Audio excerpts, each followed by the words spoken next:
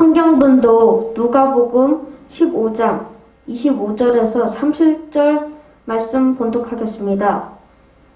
마다들은 밭에 있다가 돌아와 집에 가까이 왔을 때 풍류와 춤추는 소리를 듣고 한 종을 불러 이 무슨 일인가 물은데 대답하되 당신의 동생이 돌아왔으매 당신의 아버지가 그의 건강한 몸을 다시 맞아 드리게 됨을 인하여 살찐 송아지를 잡아나이다 하니 저가 노하여 들어가기를 즐겨 아니하거늘 아버지가 나와서 권한대 아버지께 대답하여 가로되 내가 여러 해를 아버지를 섬겨 명을 어김이 없거늘 내게는 염소 새끼라도 주어 내 벗과 즐기시게 한 일이 없더니 아버지의 살림을 참기와 함께 먹어버린 이 아들이 돌아오매 이를 위하여 살찐 송아지를 잡으셨나이다. 아멘. 하나님을 만난 감격을 삶으로 예배하라. 3입니다. 우리 한번 외치시겠습니다. 하나님을 만난 감격을 삶으로 예배하라. 아멘. 네, 그래서 여기 앞에다가 적고 싶어요. 하나님을 만난 감격을 삶으로 예배하라. 예배는 우리가 하는 것이 아니라 하나님의 임재하심이 우리 가운데 임했을 때 우리가 그 임재 가운데 반응하는 것이거든요. 그래서 그 하나님을 내가 진정으로 만나고 경험하게 되면 그 하나님 앞에 예배할 수밖에 없다. 그런데 그 예배가 우리가 드리는 이 공예배만 되는 것이 아니라 진정 그 하나님을 만난 그 뜨거운 감격 가운데 예배를 드렸으면 좋겠다라는 그런 마음으로 시간 설교 말씀을 준비했습니다. 요즘 참 어디를 쉽게 가지도 못하고 또 누구를 만나지도 못하고 그래서 이제 집에만 있는 어떤 그런 상황이 많이 펼쳐지게 되는데 그래서 그런지 특별히 그 아이들이 많이 힘들어하는 어떤 그런 상황입니다. 왜냐하면 아이들은 뭔가 좀 바깥에 나가서 막 뛰놀기도 하고 막 그래야 되는데 이 좁은 곳에서 그냥 나가면 안 되는 어떤 그런 상황에 처해지다 보니까 또 저희는 그나마 낫지만은 이제 또 아파트 같은 경우는 또 밤대로 또 집에서도 뛰지도 못하는 어떤 그런 상황, 또 그런 뛰지 못하는 아이를 저지하고 또 그렇게 못해서 또 받는 어떤 또 스트레스, 여러 가지 그런 그런 말미암아 참 그런 가족 간의 갈등이 많이 심화되는 어떤 그런 시대랍니다. 그래서 한 통계에 따르면은 코로나 전과 코로나 지금 상황에서 이혼율이 약 한 2배 정도가 증가했을 정도로 지금 막 여러 가지 문제가 복합적으로 와서 결과적으로 가족이 붕괴되고 갈등을 겪게 되는 어떤 그런 상황입니다. 그러한 상황이 단순히 코로나에서만 왔나, 이 전염병 때문에 어떤 그런 상황들이 왔는가? 저는 그렇게 생각하지 않습니다. 왜 그런 상황이 왔을까? 그런 상황이 오게 된 것은 마음의 여유가 없어서 그런 것이 아닌가. 마음에 내가 좀 여유가 있어야지 누구의 말도 좀 들어주고 누구를 좀 도와주기도 하고 그렇게 좀 어울릴 수가 있는데 나조차도 힘들고 나조차도 버겁고 그런 어떤 힘든 세상을 살아가다 보니까 마음에 여유가 없어서 강박해졌기 때문에 어떤 그런 부분들이 생겨지지 않았나 생각합니다. 오늘 저와 여러분 가운데 진정 마음의 여유와 쉼이 있어지기를 예수님의 이름으로 축원드립니다. 제가 주보에도 그 사진을 올려드렸지만은 이 소나무를 찍는 사진 작가로 유명하신 배병우 사진 작가 분이 계십니다. 이분이 아주 저는 그거 잘 모르지만은 아주 세계적으로 참 유명하신 분이라고 합니다. 그래서 정말 이분의 그림이 엄청난 거액에 이렇게 팔리기도 하고 또 우리나라 대통령이 오바마 대통령이 왔을 때 그 사진집을 줄 정도로 아주 유명하신 아티스트입니다. 근데 그분은 이제 특징이 뭐냐면은 이 소나무를 이제 많이 찍는다는 거예요. 그래서 좀 정말 한국적인 스타일이라고 볼 수도 있고, 한국적이다 보기보다는 좀 뭔가 이렇게 개성이 있는 어떤 그런 작가라고 볼 수 있겠죠. 그러니까 왜 소나무만 찍으라고 하지만은 세계 속에서 풀어놨을 때 보면은 야, 이것은 되게 독특하다라는 그림이 된다라는 것이죠. 아무튼 그가 이제 사진 찍는데 또 특별한 것이 뭐냐면은 그분이 사진을 찍을 때 거의 대부분 새벽에 찍는다고 합니다. 그래서 왜 새벽에 사진을 찍으십니까? 라고 물어보니까 그분이 이런 말을 했다고 합니다. 사진은 공간과 빛의 예술입니다. 그래서 사진을 찍으려면은 빛과 공간이 있어야 되는데 공간은 빛으로 말미암아 열려지는 세계입니다. 그렇기 때문에 저는 새벽에 이 사진을 찍습니다. 왜냐하면 캄캄했던 어둠이 뜨는 태양으로 말미암아 사라지게 되고 그 캄캄했던 어두운 어떤 그런 아무것도 없었던 그런 공간 가운데 공간이 생겨난다는 것이죠. 빛으로 말미암아 공간이 창출되어지고 그 창출되어지는 자연스러운 어떤 그런 부분들을 갖고 찍는다고 합니다. 그래서 제가 제 생각에는 아마 그분은 미리 다 이렇게 세팅하고 준비해가지고 그렇게 해가 뜨기를 기다리고 있었을 것 같아요.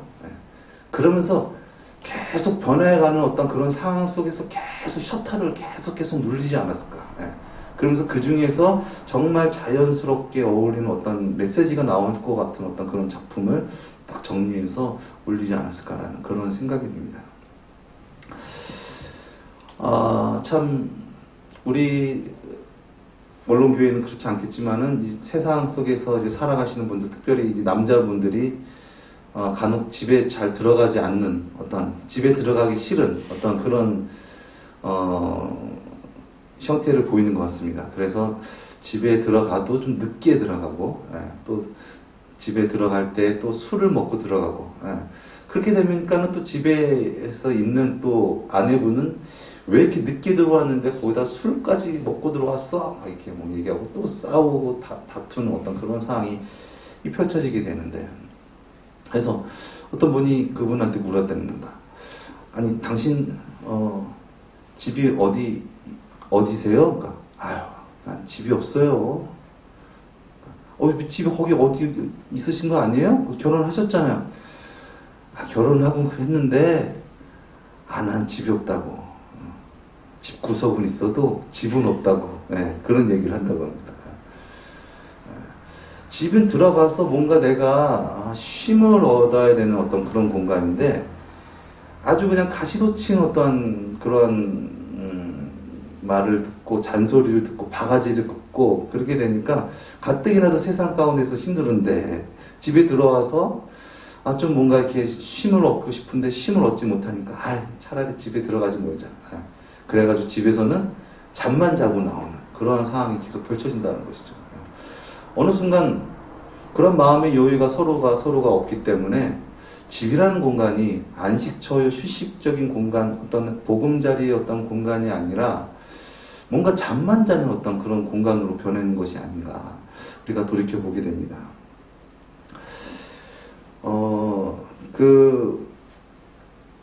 오늘 본문 말씀에서도 이 본문 말씀이 나온 이 배경이 이 바리새인들과 이 서기관들이 예수님과 또 그 당시 죄인으로 여겼던 죄인들과 또 세리들과 함께 이 말씀을 나누고 또 음식을 먹는 모습을 보면서 막 원망을 하는 어떤 그런 광경이 있어요. 아니 저런 죄인들하고 어떻게 어울릴 수가 있어? 어떻게 저는 죄인들하고 함께 음식을 먹을 수가 있는 거야? 그 당시 많은 사람들은 의로운 사람은 죄인들과 어울리지 않는 삶을 살아야 되겠고 거룩한 사람들, 의로운 사람들끼리만 모여서 이렇게 살아가는 그것이 의로운 사람이고 의로운 삶이다라고 생각을 했는데, 아니 예수님께서는 당신이 메시아라고 말씀을 하시면서 또 하나님께서 주신 어떤 그런 언약을 막 이루어 나가시면서 또 각색 병자도 막 고치시는 어떤 그런 성경이 예언된 표적은 막 보여주시는데 어떤 그런 삶의 형태가 참 마음에 들지 않았던 거예요. 그래서 아니 왜 저런 죄인들하고 죄를 짓는 사람들하고 어떻게 어울릴 수가 있느냐라고 원망을 했던 것이죠. 어쩌면은 그런 사람들과 어울리게 되면 나의 어떤 거룩함이, 나의 의로움이 깨지기 때문에 그들은 그들을 멀리하고 또한 정죄하고 또 그들을 어떻게 보면 미워했는지도 모르겠습니다. 우리도 그렇잖아요. 우리도 내가 뭔가 해야 할 일들이 많은데 뭔가 누가 와가지고 나한테 어떤 방해를 하거나 아니면 뭔가 해달라고 하면은 참 그게 귀찮고 그것이 어렵고 힘들고 그렇잖아요. 예. 그것처럼 어쩌면 이 바리새인들 서기관들도 주님의 뜻을 행한다고는 하고 있었지만은 마음속에 공간이 없었던 것이죠. 누군가를 맞이할 수 있는 어떤 그런 공간이 없었다. 그러나 예수님께서는 그러한 여유가 공간이 있으셨기 때문에 거룩하시고 의로우시지만 그들을 수용하고 그들의 죄를 용납할 수 있는 그런 여유가 있었다라는 것입니다. 저는 오늘 본문 말씀에서 정말 주님께서 주시는 그 마음과 그 여유는 진정 천국에 거하여 있는 자의 마음의 그 공간은 죄를 지은 자를 용납하는 마음이라고 생각합니다. 죄를 지은 사람을 정죄하고 비판하고 죄 있는 죄를 지은 사람 나와 함께하면 안 돼라는 것이 아니라 도리어 죄악 가운데 죄를 지은 자 가운데서 그들의 죄를 용납하면서도 변치 않는 선을 나타내는 것, 이것이 진정한 선이 아닌가. 그러나 억지로 만들어진 선은 결국 그런 죄를 만나거나 죄인들을 만나게 되면 법으로 정죄하고 또 처벌을 하고 그러므로 말미암아 어떤 선의 자리에서 진정 하나님의 그 천국의 자리에서 벗어나게 된다라는 것입니다. 그 가시나무라는 그 노래가 있습니다. 유행가면서도 또 이제 가스펠인 그런 노래인데 그 노래 여러분 너무나 잘 아실 거예요. 내 속에 내가 너무도 많아서 당신의 쉴 곳 없네. 내 속엔 헛된 바램들로 당신의 편할 곳 없네. 이 가시나무를 보면서 저 가시나무가 나와 같구나.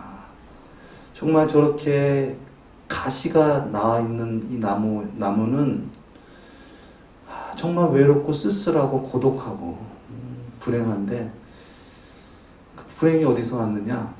남을 수용하지 못하는 어떤 그러한 여유 없는 가시돋친 그러한 나무기 때문에 이 작은 새가 그 속에서 쉬려고 날아왔는데 친구가 되려고 날아왔는데 가시 때문에 앉을 수가 없어서 나갔다. 내 속엔 내가 너무도 많아. 당신의 쉴 곳 없네. 진정 우리가 예수님을 믿는다라는 것은 예수님으로 말미암아 우리 가운데 공간이 생겨지는 것을 의미합니다. 진정 주님의 빛이 어둠 가운데 있는 우리에게 비춰지고 그 빛이 비춰짐으로 말미암아 우리가 공간이 생기는 것이죠.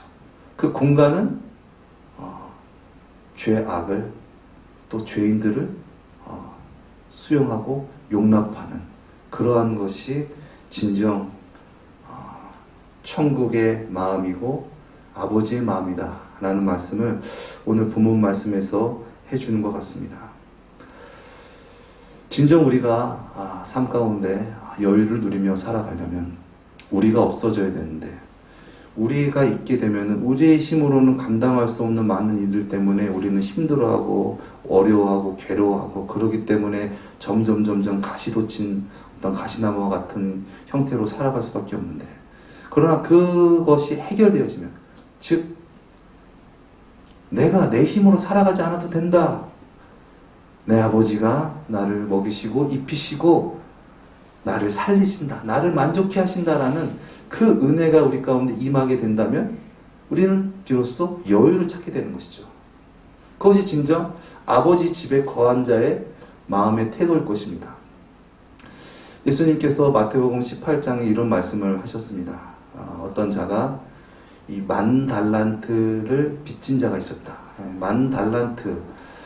이것은 정말 우리가 상상할 수 없는 정도로 많은 금액을 뜻합니다. 한 달란트가 금 약 한 33kg라고 합니다. 키로입니다. 제가 올라오기 전에 봤는데 1kg에 지금 700만 원인가 그래요.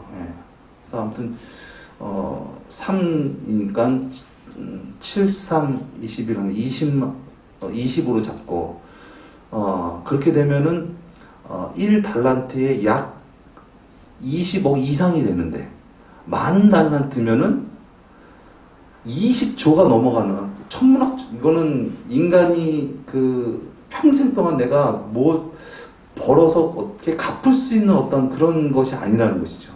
아무튼 그러한 것을 빚진 자를 탕감해 줬어요. 그 탕감해 줬으면 그 은혜가 너무나 귀하고 너무나 감사하잖아요. 그런데 가다가 100데나리온 빚진 자를 만난 거예요. 자기한테.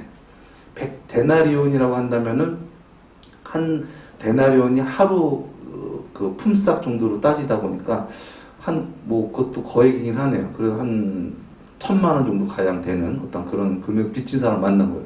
근데 그 전에 자기는 20조를 빚졌다가 탕감받았어. 그런데 1,000만 원짜리 빚진 사람 보고 막 그 사람은 너 왜 이거 안 갚았냐? 왜?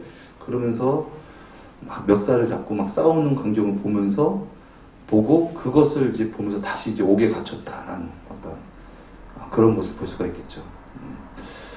주님께서 말씀하시는 것은 진정 하나님의 은혜를 경험한 자는 하나님의 그 은혜의 베푸심과 같이 세상 가운데 은혜를 베푸는 자가 된다. 왜냐하면 내 안에 죄짐이 떨어졌고 여유가 생겼기 때문에 그렇습니다. 내가 살아갈 만한 그런 이제 여유가 생겼기 때문에 이제 누군가를 용납할 수 있는 어떤 그런 마음이 열리게 되는 것이죠. 그래서 주기도문에도 그런 말씀이 있잖아요.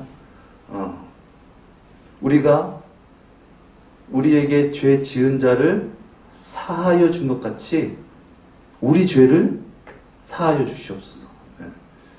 그러니까 상대방의 죄를 사할 수 있는 마음이 즉 주님께 그 죄를 사해진 마음이라는 것입니다. 그래서 진정 주님의 나라가 이루어지게 되면 주님의 마음으로 주님과 함께 죄 있는 자를, 죄 가운데 있는 자를 품고 사랑하면서 돌아오길 바라고 그가 돌아왔을 때 기쁨으로 안아줄 수가 있는데 주님의 은혜와 사랑이 내 안에 없게 되면 정죄하고 미워하고 오지 말라고 하는 어떤 그런 마음의 상태가 돼버린다는 것입니다. 우리가 진정 우리의 마음 가운데 진정 주님의 은혜와 주님의 그 놀라우신 사랑의 가치를 아는 그런 은혜가 저와 여러분 가운데 있어지기를 예수님의 이름으로 축원드립니다.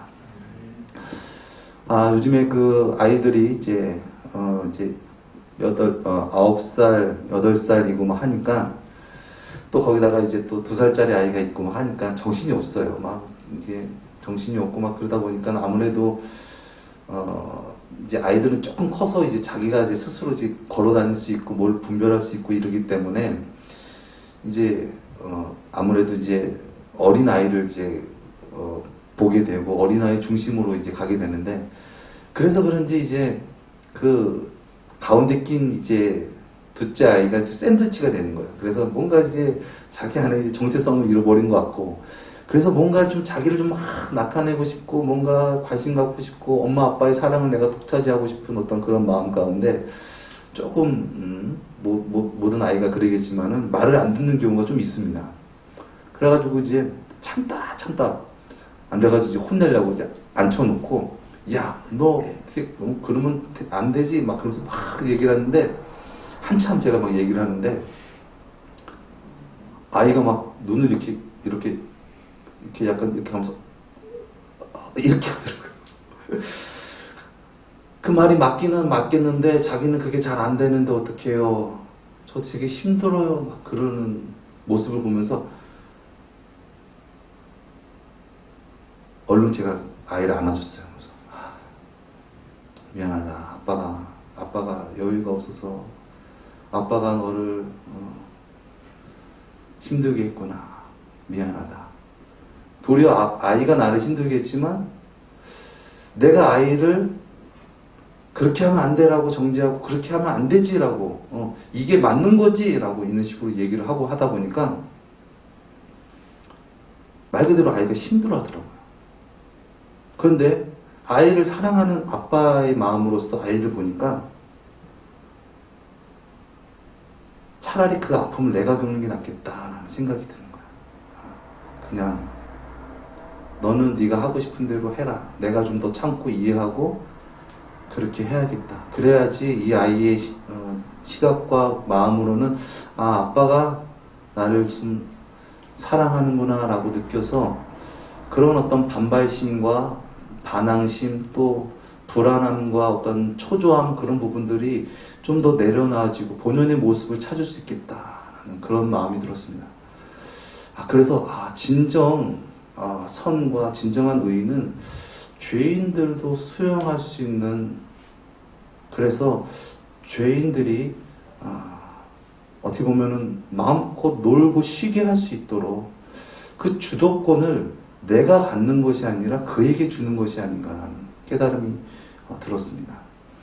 오늘 나온 마태복음 15장의 말씀도 그렇고 우리 하나님께서도 그렇고 하나님께서는 이 세상 모든 만물을 너무나 값지고 위대하게 창조하셨습니다.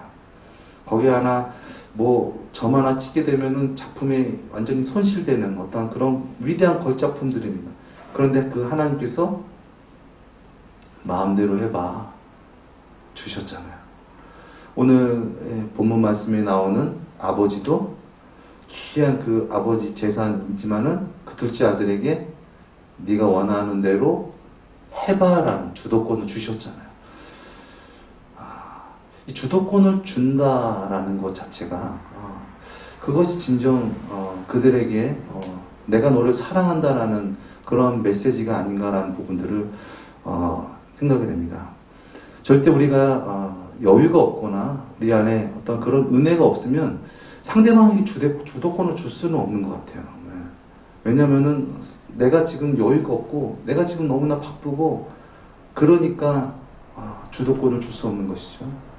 그러나 진정 주도권을 주는 이유는 내가 그를 억압하고 강압하면 그가 너무 힘들어하고 괴로워하는 것이 너무나 마음이 아프기 때문에 내가 그를 이것을 하게 하고 이것을 인해서 빨리 뭔가를 이루게 하는 어떤 그러한 주된 자의 입장에 서는 것이 아니라 진정 그를 사랑해서 그가 진정 마음의 문을 열고 진정으로 무언가를 좋아하고 깨달아서 할 수 있도록 인도하는 것. 억지로 강압적으로 끌어가는 것이 아니라 진정 그의 마음 깊은 곳까지 어루만져서 안아주는 것. 그것이 진정한 선이고 그것이 주님의 나라가 아닌가라는 생각이 들었습니다. 우리가 진정 주님을 모시고 주님의 나라에서 살아간다는 것은 그러한 우리를 부시는 일입니다. 우리의 틀을 부시는 것입니다. 내가 지금 해야 할 것, 내가 지금 이것을 해야 하는 것에다가 집중하는 것이 아니라 내 앞에 있는 이웃에게 주도권을 주고 그를 진정으로 주님께 인도할 수 있도록 그를 진정으로 깊이 바라보고 그를 안아주는 것. 그것이 진정 하나님 나라에 있는 아버지께서 하시는 일이고 진정 아버지와 함께 거하는 자는 그러한 모습으로 살아가야 된다는 것입니다. 내 뜻, 세상의 어떤 가치를 이루기 위해서 내가 달려가는 것이 아니라 이제는 아버지와 함께 잃어버린 영혼들을 위하여 살아가고 여러분 하나님도 얼마나 이루시고 싶은 일들이 너무 많으시잖아요. 위대하고 건설적인 어떤 일들 것들이 너무 많으시잖아. 예수님도 그러시잖아. 그런데 그 하나님께서 하늘 영광을 다 버리시고 우리를 구원하시기 위해서 이 땅에 오셨고 우리를 위해서 죽으셨잖아요. 우리가 진정 하나님을 만나고 하나님을 예배한다는 것은 이제 나의 삶을 내가 이렇게 이루어 나가고 이것을 이루기 위해서 뭔가 해야겠다는 것이 아니라 진정 하나님의 아버지의 마음으로 나의 틀을 부셔버리고 진정 아버지의 뜻대로 아버지와 함께 동행하며 살아가는 것. 그것이 진정 우리 마음 가운데 공간을 만들어내는 그런 여유입니다. 내 생각, 내 뜻을 이루기 위해서 이 세상 살아가는 것이 아니라 아버지와 함께 아버지의 뜻대로 살아갈 때 진정 우리의 영혼이 참된 만족과 여유를 누리고 그래야 해서 많이 흔들리고 방황하는 자들에게 주님의 복음을 분명하게 제시할 수 있는 저와 여러분이 되게 될 줄 믿습니다. 기도하시겠습니다. 사랑의 주님, 우리는 각자가 너무나 힘들고 외롭고 어렵습니다. 우리의 힘으로는, 우리의 능으로는 이 세상, 이 각박한 세상 가운데서 진정 여유를 누리며 살아갈 수 없습니다. 주님, 그러나 우리를 위하여 이 땅에 오시고 우리를 위하여 피 흘리신 주님을 진정으로 바라보기 원합니다. 그래야 해서 이제 우리의 삶의 방향성이 우리를 구원하시고 우리를 용서하시고 우리를 안으시는 놀라우신 하나님의 주되심으로 주님의 나라에서 살아가는 그러한 우리가 되어지기 원합니다. 그래야 해서 우리 가운데 죄된 마음, 원망, 불평, 근심, 걱정, 염려, 미움, 시기, 질투 그 모든 것들이 주님으로 말미암아 다 사라지게 하시고 진정 천국에서 많은 이들을 사랑하고 기다리며 품고 안을 수 있는 그러한 우리 모두가 되어지게 하여 주시옵소서. 존귀하신 예수님의 이름으로 기도드렸습니다. 아멘.